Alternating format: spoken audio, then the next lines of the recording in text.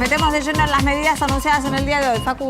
Así es, el ministro de Hacienda, Martín Guzmán, hizo una serie de anuncios con medidas que tienen que ver, por un lado, con la posibilidad de acceder a los dólares que están en manos del sector privado, y esos dólares están sobre todo en manos del sector agropecuario. Entonces, finalmente, el rumor que dio vueltas durante la última semana se cumplió parcialmente y hay una baja de retenciones a la soja del 33 al 30%, pero solo por 3 meses, por 90 días, y de hecho ya en noviembre vuelven a subir las retenciones progresivamente hasta alcanzar ese 33% en enero.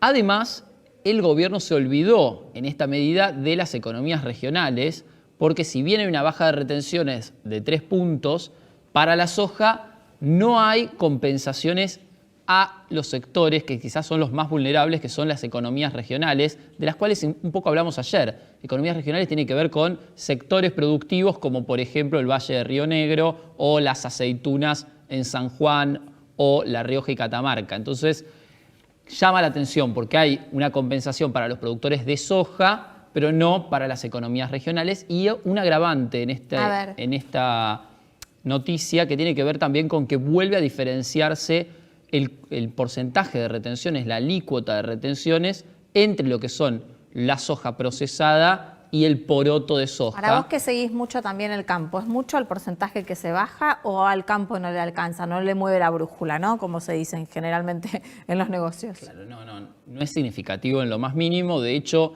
el sector agropecuario estuvo convocado esta tarde a participar del anuncio y hubo dos, respuestas con respecto a eso. Por un lado, todos dijeron, estamos en el interior, no podemos viajar, pero realmente nunca de alguna manera no los hicieron parte del anuncio ni de la toma de decisión de esta baja de retenciones, y hay cierto malestar porque no significa, o tiene sabor a poco, para decirlo de alguna manera. 3 puntos de retenciones no cambia realmente la ecuación, y los productores en su gran medida ya liquidaron la soja que tenían que liquidar para cubrir costos, y la verdad que ahora no tienen por qué, de alguna manera, no tienen ninguna razón de desprenderse de esos granos para quedarse además en pesos. Claro. Es un poco absurdo. Hubo algunas otras medidas, bajan también retenciones a las exportaciones del sector industrial y también un límite, a la alícuota de lo que tiene que ver con la minería, pero Argentina, recordemos que exporta solo 3.000 millones de dólares al año,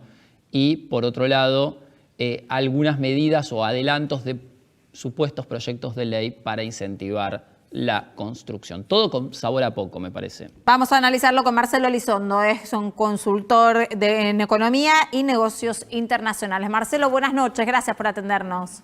Buenas noches, un gusto, gracias por el llamado.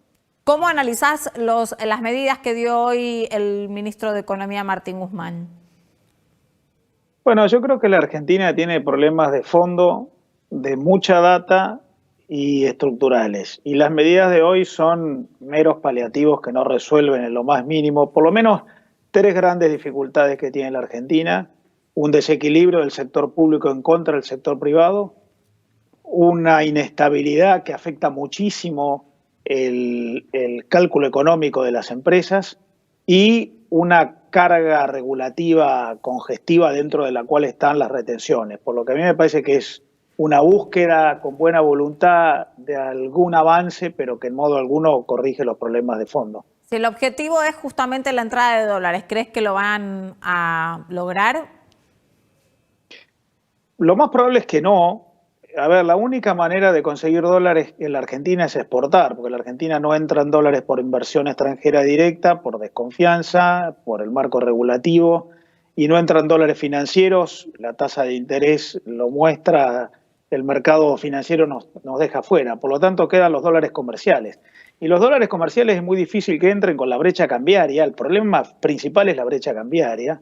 Y además porque se mantienen altas tasas de impuestos a las exportaciones y se mantiene un sistema impositivo muy gravoso, por lo que, en mi opinión, no es probable que esto genere un salto exportador para que entren más dólares comerciales, por lo menos no más que los que hubieran entrado si esto no hubiera ocurrido.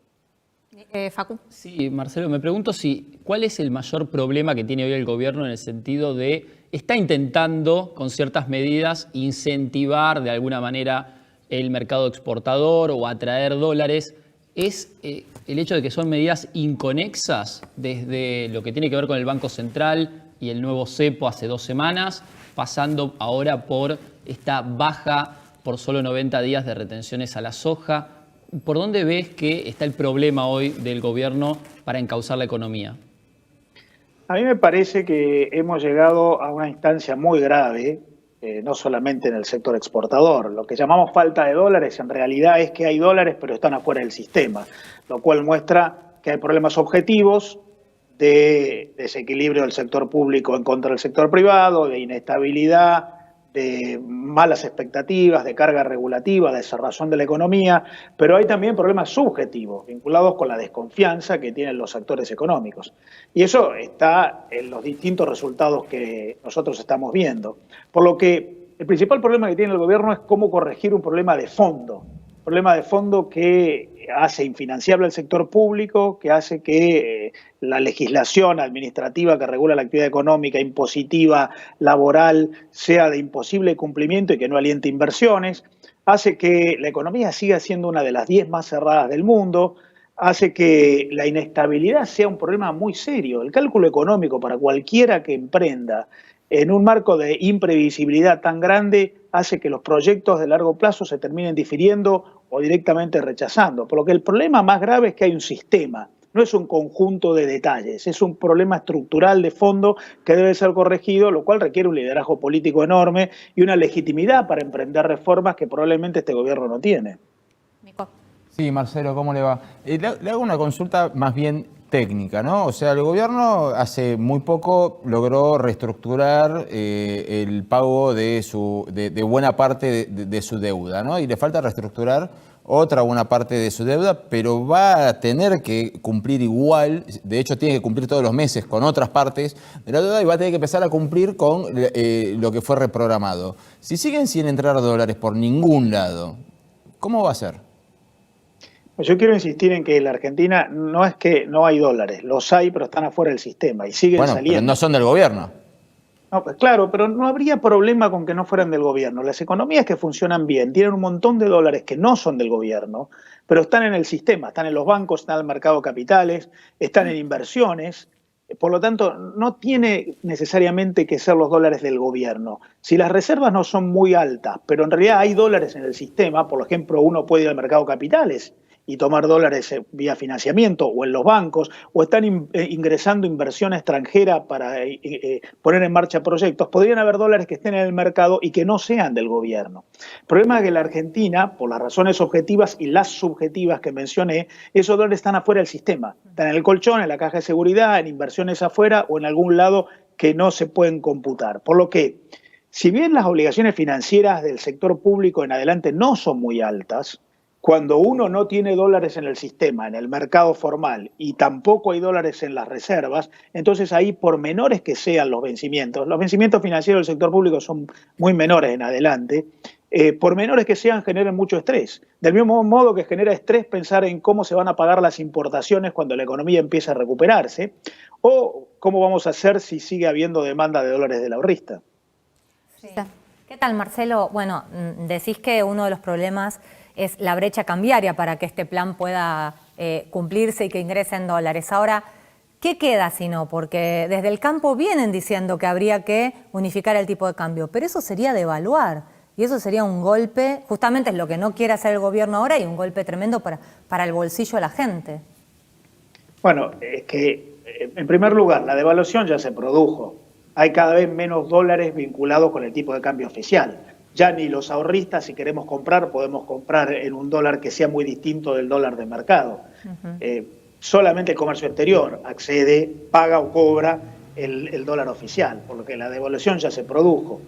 Es cierto que el gobierno no la quiere convalidar, es cierto que si la convalida en un escenario de tanto desequilibrio, eso puede generar impactos feos, pero lo cierto es que mientras uno tiene desequilibrios y desajustes, insisto, el fiscal, el monetario, y el cambiario que se nota ya en los tipos de cambio que cotizan en los mercados, en realidad es muy difícil evitar un reconocimiento de la realidad. Mientras uno o no ponga en caja los desórdenes, o al menos no ponga en marcha un plan que dé certidumbre en términos de cómo se va a llegar algún día a resolver esos desequilibrios. ¿Y unificar el tipo de cambio generaría confianza?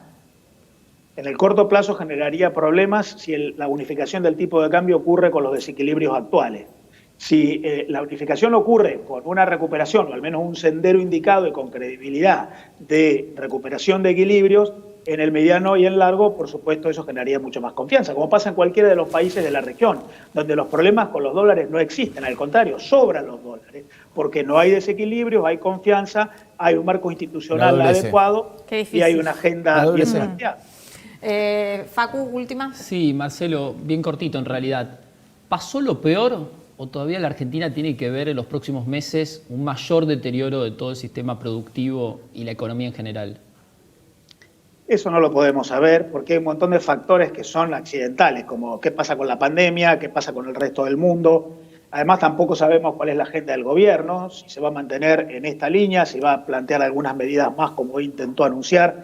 No lo sabemos. Ahora, las circunstancias son muy complicadas y los problemas de fondo, los pilares sobre los cuales estamos sosteniendo la situación económica actual son pilares endebles. Por lo que yo creo que deberíamos esperar más anuncios, más medidas y algunas propuestas nuevas del gobierno para tratar de calmar esta situación que tenemos hoy. Entonces las medidas de hoy, así aisladas, no tendrían efecto.